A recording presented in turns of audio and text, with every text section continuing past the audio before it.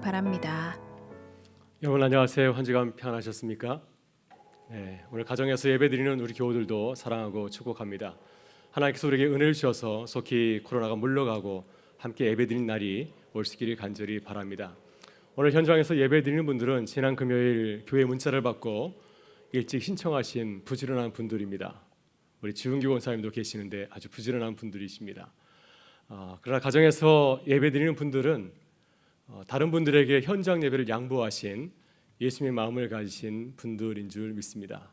오늘 우리가 어디서 예배드리든지 관계없이 하나님의 은혜와 평강이 함께 하실 수 있기를 바라고요.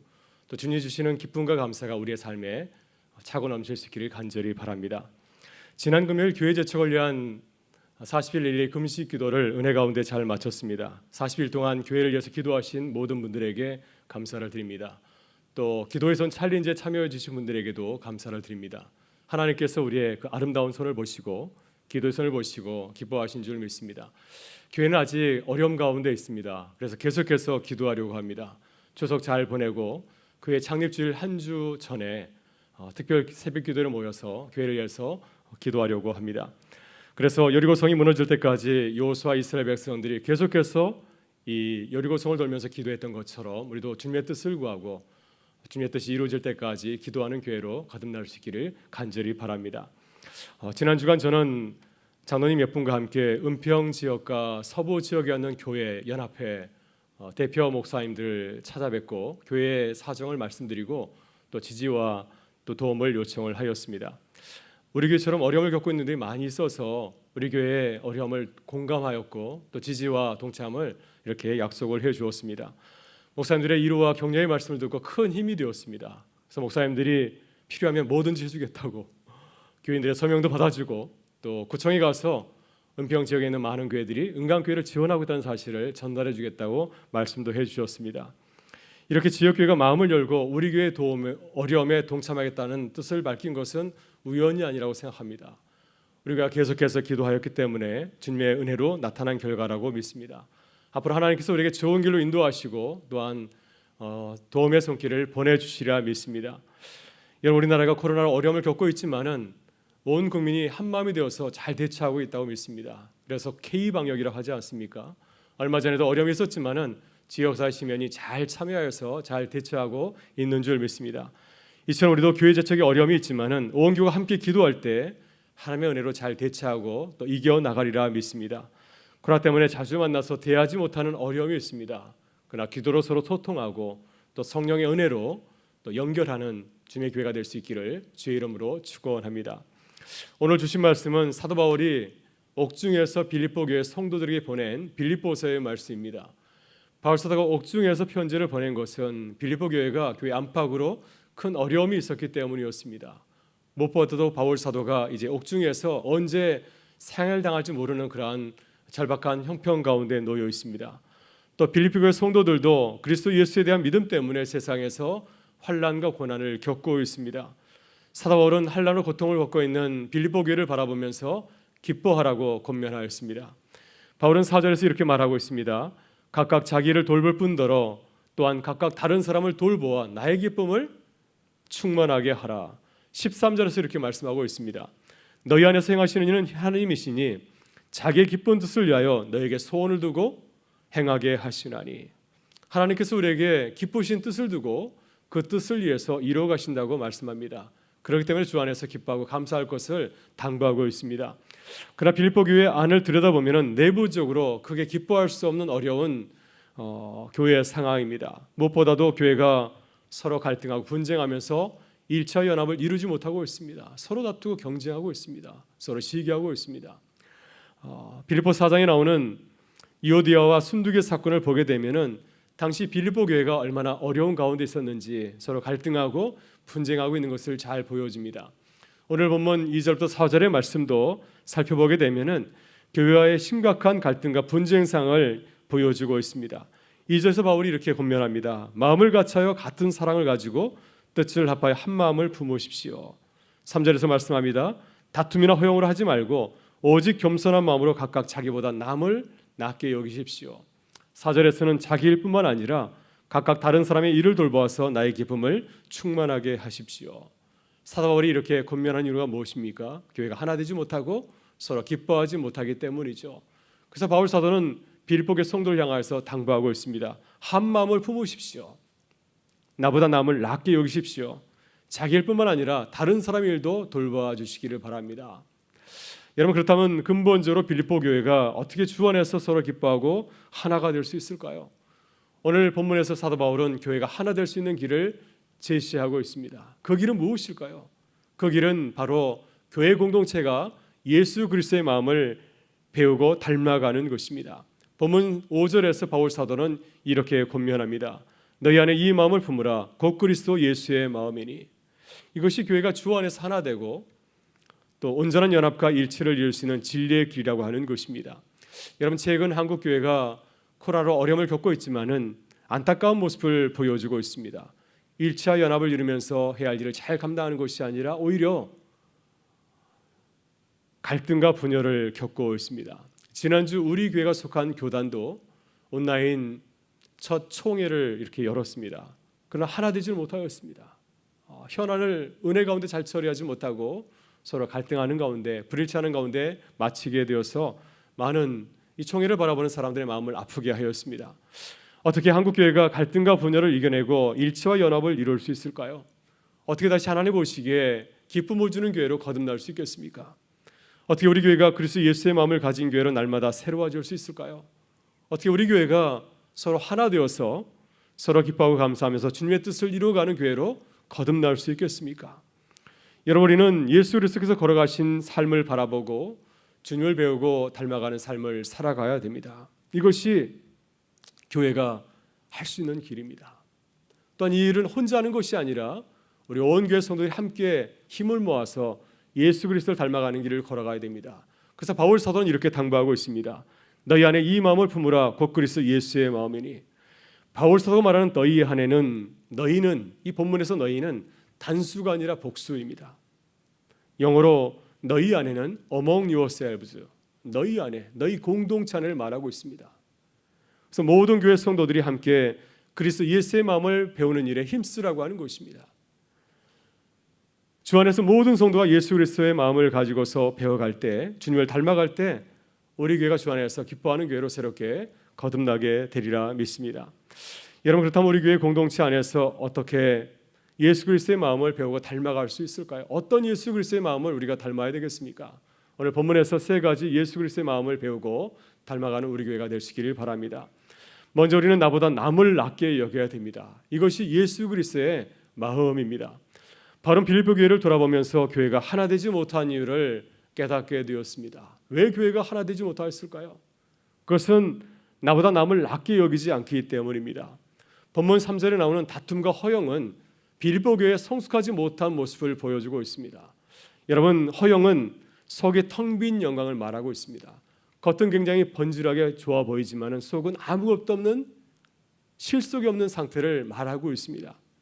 여러분, 사람들은 공동체 안에서 나보다 남을 더 낮게 여기고 과시하려고 애를 씁니다. 다른 사람들에게 나를 잘 보이려고 과시하려고 애를 쓰지 않습니까? 그러나 그 결과는 어떻습니까? 나를 드러내려고 하면 할수록 나에게 깊은 만족을 주는 것이 아니라, 나를 감동시키는 것이 아니라 오히려 헛된 영광에 불과하다는 사실을 깨닫게 됩니다. 우리 안에 깊은 만족을 주지 못합니다. 또 스스로 나를 드러내려고 하면은, 스스로 남보다 나를 더 낮게 여기려 하면은 사람들은 그것을 알아주지 아니하고 나를 존경하고 따르지 않습니다.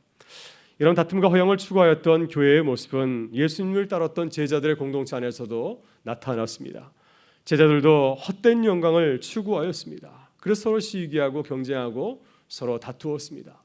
누가복음 22장 27절에서 예수님은 나를 남보다 낮게 여기는 제자들을 바라보면서 매우 의미심장한 말씀을, 질문을 던졌습니다. 앉아서 먹는 자가 크냐, 섬기는 자가 크냐? 앉아서 먹는 자가 크지 않느냐? 그러나 나는 너희 중에 섬기는 자로 있느니라.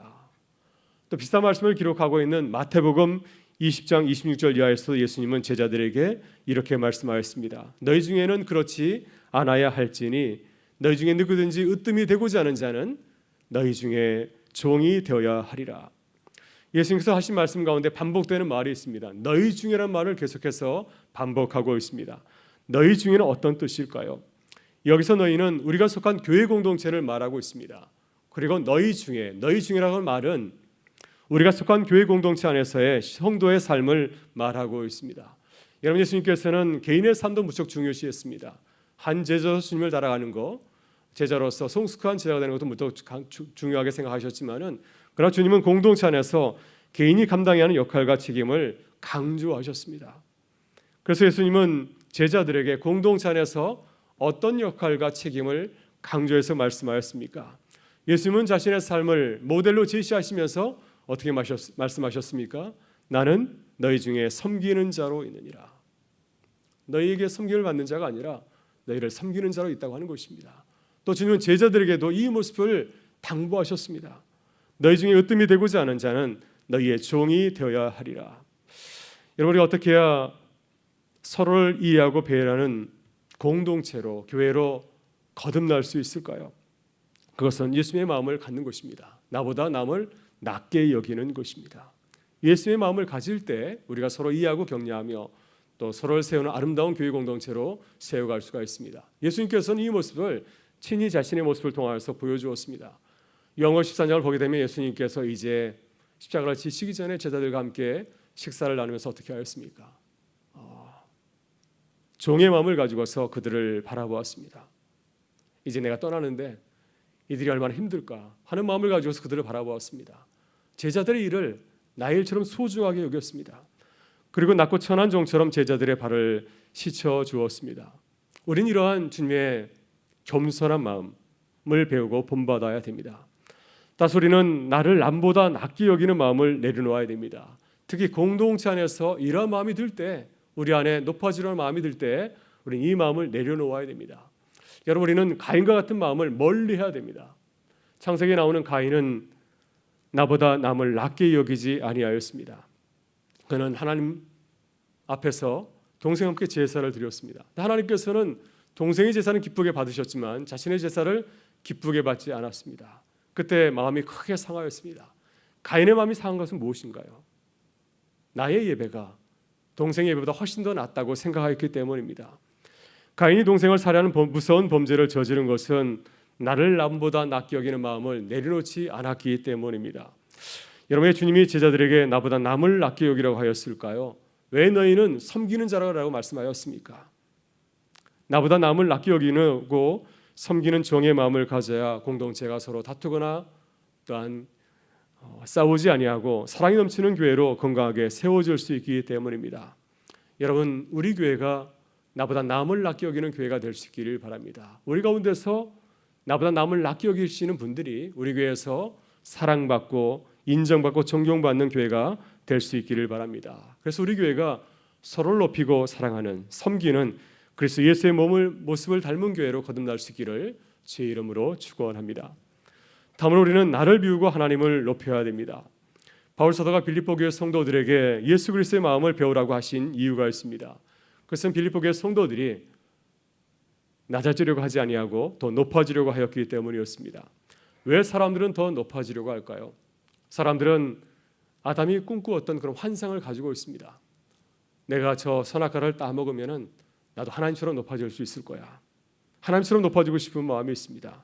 남들보다 더 높아지고 최고가 되면은 내가 행복할 것이라고 착각을 합니다.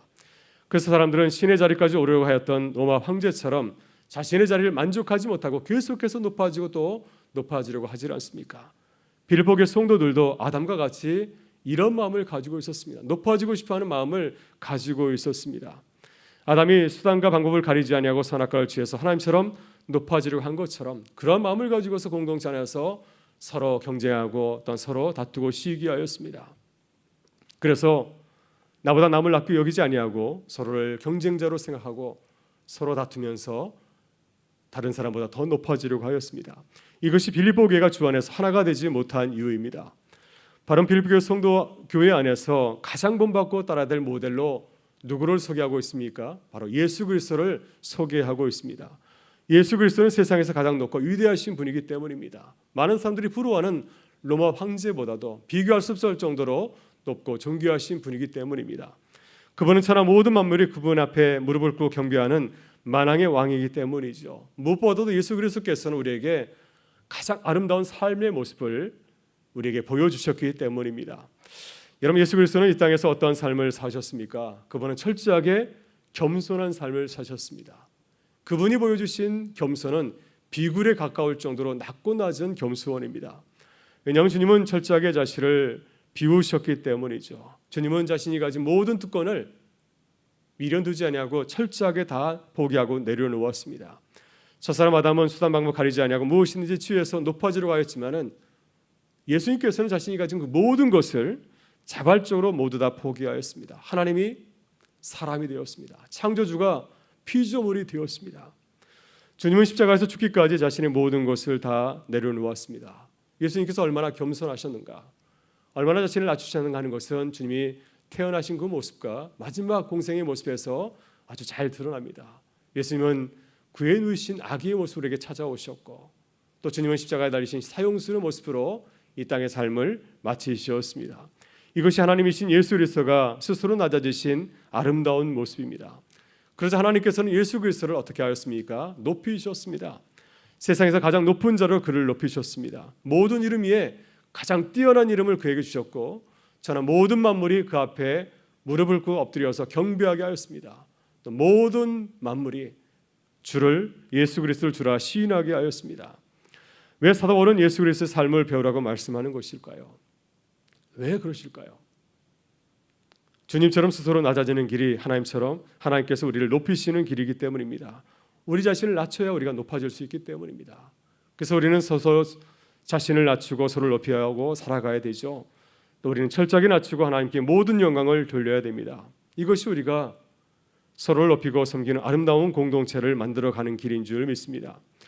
여러분, 우리 교회 안에서 가장 본받고 따를 만한 분이 누구라고 생각하십니까? 우리는 누구를 우리의 삶의 모델로 쫓고 살아가고 있습니까? 우리 교회는 어떤 교회가 되기를 간절히 바라면서 또한 기도하고 있습니까? 여러분, 우리 교회는 예수 그리스도를 우리의 삶의 모델로 삼기를 원합니다. 주님께서 스스로 낮아지셔서 사람이 되시고 십자가에서 죽기까지 하신 그 낮은 모습을 본받고 닮아갈 수 있기를 바랍니다. 그래서 시간이 지나고 나이가 들수록 예수 그리스도의 겸손한 모습이 우리의 삶의 자리 가운데 나타날 수 있기를 바랍니다. 그래서 우리의 모습은 다 사라지고 주님의 모습만 드러나고 높이는 그런 교회가 될 수 있기를 간절히 바라고 또한 기도합니다.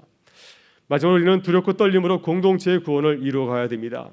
바울은 갈등하고 분열하는 교회를 위하여서 그리스도의 예수의 마음을 가지라고 권면하였습니다. 그리고 바울 사도는 빌립보 교회 성도들에게 두렵고 떨림으로 너희의 구원을 이루라고 말씀하고 있습니다. 12절에서 이렇게 말씀합니다. 그러면 나의 사랑하는 자들아, 너희가 나 있을 때뿐 아니라 지금 나 없을 때에도 항상 복종하여 두렵고 떨림으로 너희 구원을 이루라. 여기서 사도 바울이 말하고 있는 구원은 개인 구원이 아닙니다. 물론 바울 사도는 빌립보 교회 성도 한 사람 한 사람이 예수를 잘 믿고 구원을 받고 천국에 가는 것을 간절히 바라고 있습니다. 그러나 바울 사도의 관심은 어디에 있습니까? 바울 사도의 관심은 빌립보 교회 공동체와 성도들, 모든 성도들에게 있습니다. 지금 분열하고 갈등하는 공동체가 하나님 보시기에 아름다운 공동체를 회복하는 것, 모든 성도가 아름다운 공동체를 이루고 마지막 날 앞에 하나님 앞에 다 아름다운 모습으로 서게 되는 것, 한 사람도 낙오하지 아니하고 모든 성도가 주님 앞에 서게 되는 것, 이것이 바울 사도가 간절히 바라는 공동체의 구원입니다. 공동체의 종말론적인 구원입니다. 여러분, 우리는 그동안 개인의 구원에만 관심이 많았습니다. 사회적인 구원, 공동체의 구원에는 별로 관심이 없지 않았습니까? 나만 신앙생활 잘하면 되지, 다른 사람 부딪히지 아니하고 나만 잘하면 되지, 이런 마음을 가지고 있지 않았습니까? 그러나 오늘 바울 사도가 강조하는 것은 사회적인 구원, 공동체의 구원입니다. 내가 속한 공동체가 하나님 앞에서 예수 그리스도를 닮은 공동체로 거듭나게 하는 것, 이 일에 관심을 가지고 책임감을 가지고서 기도하며 나가는 것, 이것이 주님께서 우리에게 바라시는 교회의 모습이라고 하는 것입니다. 여러분, 우리 가정에서 나만 구원받으면 되겠습니까? 우리 가정의 모든 식구들이 함께 구원을 받고 주님 앞에 서야 되지 않겠습니까? 교회도 마찬가지입니다. 나만 신앙생활 잘하고 우리 가정만 말씀의 가정을 세우면 되겠습니까? 모든 교회 성도들이 함께 주 앞에 서야 되지 않겠습니까? 우리 교회만 잘 되면 되겠습니까? 한국의 모든 교회들이 이 코로나를 잘 이기고 신앙의 경주를 해서 모든 교회들이 함께 주님 앞에 서는 한국교회가 되어야 되지 않겠습니까? 그래서 우리는 함께 신앙의 경주를 달려가고 두렵고 떨리는 마음으로 서로를 도와줘야 될 줄 믿습니다. 이것이 주 안에서 함께 구원을 이루어가는 교회 공동체의 아름다운 모습인 줄 믿습니다. 제가 존경하는 목사님이 계세요. 미국에서 이민교회를 섬기고 계시는데 이 목사님이 텍사스의 한 작은 교회를 섬길 때 이야기를 들려주었습니다. 교회에서 예배 반주를 맡았던 자매가 이제 남편이 박사학위를 마쳐서 한국으로 돌아가게 되었습니다. 교회 안에 반주를 할 분이 별로 없었던 것 같습니다. 그래서 고등학교 다니는 한 여학생이 예배 반주를 맡게 되었습니다. 능숙하지 못한 이 여학생은 열심히 준비하였습니다. 근데 예배 시간에 반주를 하다가 중도에 그만두고 울음을 터뜨리게 되었습니다. 얼마나 속이 상했을까요? 강고 시간에 목사님이 그 여학생을 바라보면서 이렇게 위로하였습니다. 초롱아, 울지 마. 그래서 네가 우리 교회에서 가장 피아노 잘 치니까 피아노 치는 거야. 나도 설교 잘하지 못하지만 우리 교회에서 설교를 그래도 잘하니까 내가 설교하는 거야. 목사님이 이렇게 저렇게 모자란 사람들, 부족한 사람들이 서로 격려하면서 행복한 이민교회를 섬겼다고 그런 간증을 하였습니다. 목사님의 이야기를 들으면서 마음이 참 따뜻해졌습니다. 교회가 이런 것이지. 교회가 이런 곳 아닙니까? 완벽한 사람들이 모이는 곳이 아니라 부족한 사람들이 서로 모여서 서로 격려하고 칭찬하면서 신앙의 경주를 하는 것, 구원을 이루어가는 것, 이것이 교회의 모습이 아니겠습니까? 여러분, 우리도 어려운 시기를 보내고 있습니다. 우리는 참 많이 부족하죠. 그래서 오늘 주님께서는 우리를 향하여서 이렇게 말씀하십니다. 너희는 그리스도 예수의 마음을 품으라. 이 마음을 품으면 우리가 함께 넉넉히 승리할 수 있다고 하는 것입니다. 함께 구원의 길을 걸어갈 수 있다고 하는 것입니다. 여러분, 어렵고 힘든 시기 많이 부족할 때 주의 마음을 가지고서 서로를 돌아보고 격려하는 아름다운 교회를 이루어갈 수 있기를 간절히 바랍니다. 그래서 두렵고 떨림으로 예수 그리스도를 닮아가고 함께 우리의 구원을 이루어가는 교회가 될 수 있기를 주의 이름으로 축원합니다. 우리 다 같이 일어나셔서 함께 찬양하겠습니다.